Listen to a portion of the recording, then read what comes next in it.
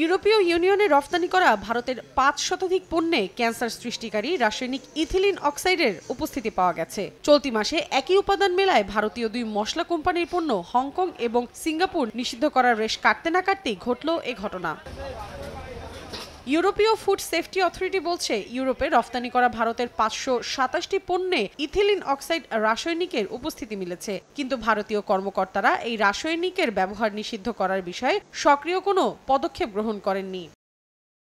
বুধবার ভারতের প্রথম সারির সব গণমাধ্যমে জানানো হয় এ তথ্য।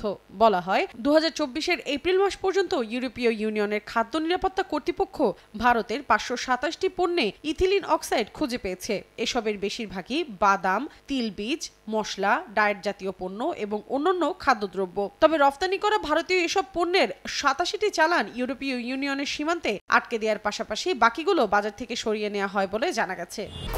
১, ২, ৩ ঢাকায় জমি জিতে নিন ১০০% ক্যাশব্যাক সহ ২০ কোটি টাকার পুরস্কার।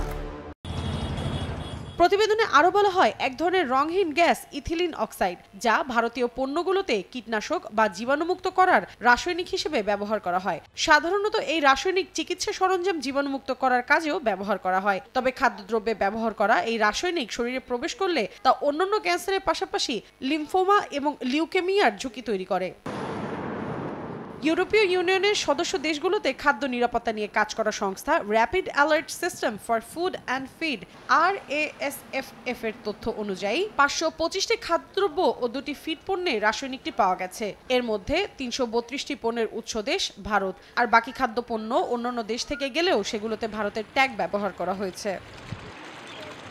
মৌসুমী সাথী, সময় সংবাদ।